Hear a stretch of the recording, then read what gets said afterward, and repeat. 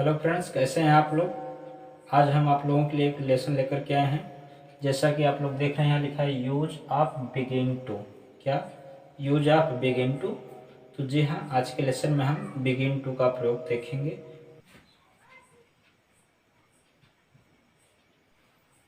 देखिए, लिखा है कि जब वाक्य के अंत में, कहाँ, वाक्य के अंत में क्रिया के बाद लगना या फिर शुरू कर देना इत्यादि शब्द लगा हो तो वर्ब के पहले बिगिन टू का प्रयोग होता है। ठीक ना। कहने का मतलब कि वाक्य के अंत में क्रिया के बाद या क्रिया के साथ क्या लगा हो, लगना शब्द। जैसे वह पढ़ने लगता है, बच्चा रोने लगता है, लड़के खेलने लगते हैं। तो इस प्रकार का वाक्य रहे, अंतिम में लगना शब्द या आरंभ कर देना, शुरू कर देना, ऐसे शब्द लगे हों तो हमें बिगिन टू का प्रयोग करना चाहिए। किस तरीके से प्रयोग करना चाहिए, इसका स्ट्रक्चर देखते हैं और उसको ट्रांसलेट करेंगे। चलिए, तो यहाँ आपके सामने स्ट्रक्चर है। लिखा है सबसे पहले सब्जेक्ट लिखना है, उसके बाद बिगिन टू और उसके बाद वर्ब और ऑब्जेक्ट।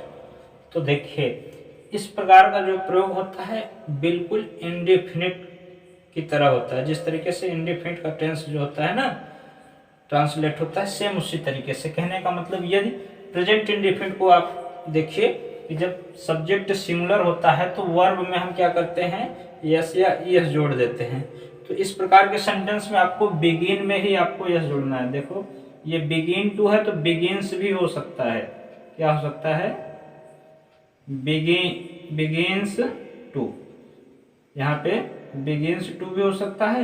वाक्य यदि पास्ट का हो तो बिगिन का second form began to, began to भी हो सकता है। समझ में आया ना। यानी प्रेजेंट का यदि सब्जेक्ट प्लूरल नंबर बहुवचन रहेगा तो बिगिन टू, और सिंगुलर नंबर रहेगा तो बिगिन्स टू।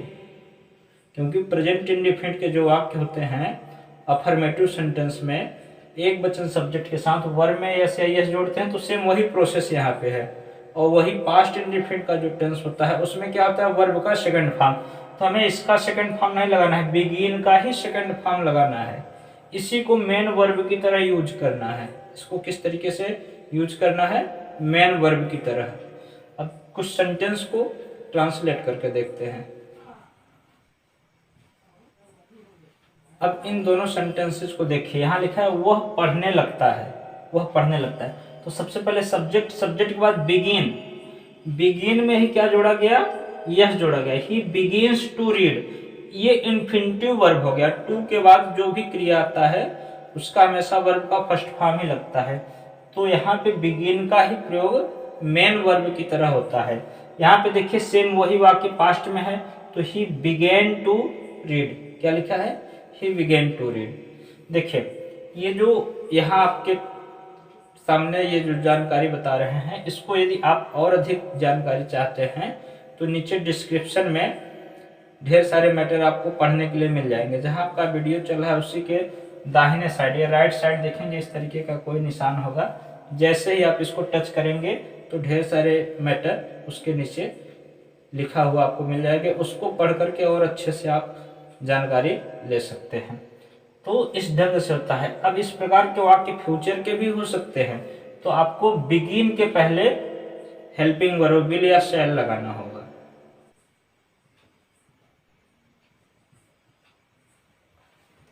यहां देखिए लिखा है तुम डरने लगोगे। यह वाक्य किसका है, फ्यूचर टेंस में चला गया। तो सबसे पहले इसमें यू सब्जेक्ट लिख लेंगे और वर्ब बिगिन को ही बनाएंगे। तो इसको लिखने के बाद आपको सहायक क्रिया लगाना है विल, यू विल। विल के बाद बिगिन टू, क्या लगाएंगे, बिगिन टू, क्योंकि फ्यूचर इंडेफिनिट वर्ब का फर्स्ट फॉर्म लगता है ना। तो बिगिन टू। उसके बाद फियर मीन्स डरना होता है। क्या होता है, fear. You will begin to fear. इस तरीके का फ्यूचर टेंस में ट्रांसलेट होते हैं।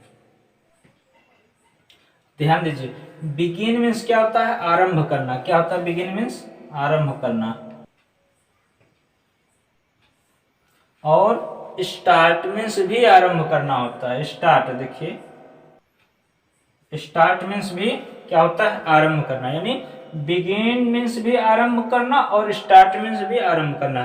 तो आप जहां पर बिगिन का प्रयोग कर रहे हैं यहाँ पे स्टार्ट का भी प्रयोग कर सकते हैं। किसका प्रयोग कर सकते हैं, स्टार्ट का। लेकिन स्टार्ट के बाद आपको टू नहीं लगाना है, स्टार्ट के बाद टू का प्रयोग नहीं होता है। और जब स्टार्ट का प्रयोग करेंगे बिगिन के स्थान पे तो ये जो वर्ब होता है ये आईएनजी फॉर्म में हो जाता है। किस फॉर्म में हो जाता है, आईएनजी फॉर्म, यानी इसमें आईएनजी जोड़ना होता है। जैसे देखिए कुछ सेंटेंस को देखते हैं।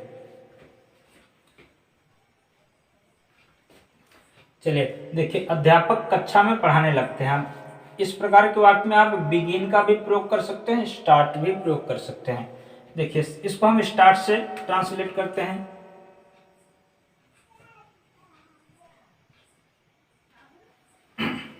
देखिए लिखा है the teacher starts teaching in the class, यानी जहां हम बिगिन टू लगाते हैं, यहां देखो वर्ब के पहले आप उसी स्थान पे स्टार्ट भी लगा सकते हैं। The teacher starts teaching. अब स्टार्ट का प्रयोग करेंगे तो याद रहे स्टार्ट के बाद टू नहीं लगता, डायरेक्ट वर्ब का आईएनजी फॉर्म होता है। जैसे यहाँ बिगिन टू लगता है तो आप जब स्टार्ट का प्रयोग करेंगे तो केवल स्टार्ट लिखना है और ये वर्ब आईएनजी फॉर्म में होना चाहिए। इस सेंटेंस को बिगिन से भी बना सकते हैं। जैसे देखिए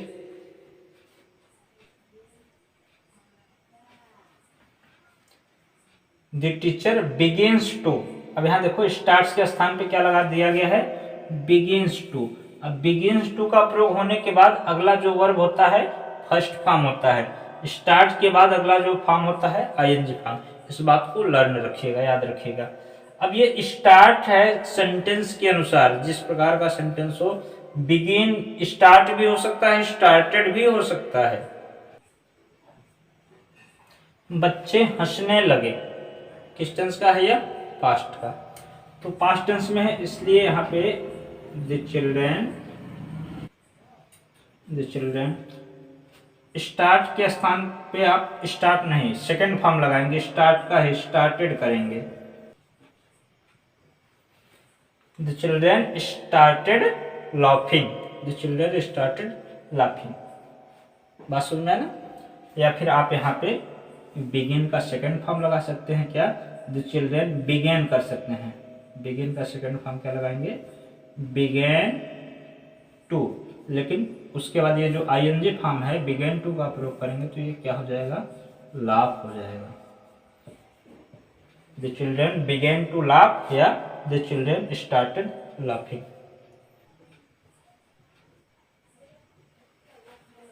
देखिए हम खेलने लगते हैं, we start playing, we start playing. या फिर स्टार्ट के स्थान पे आप क्या लगा लीजिए, begin to, we begin to play.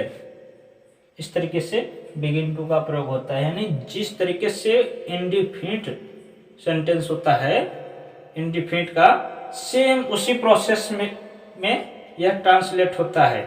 Begin से बिगिन्स हो सकता है, बिगिन का सेकंड फॉर्म उसी प्रकार स्टार्ट भी हो सकता है। क्या हो सकता है, स्टार्ट भी हो सकता है, स्टार्ट्स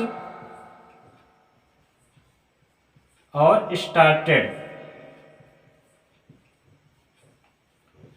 पास्ट टेंस में स्टार्टेड का प्रयोग होगा।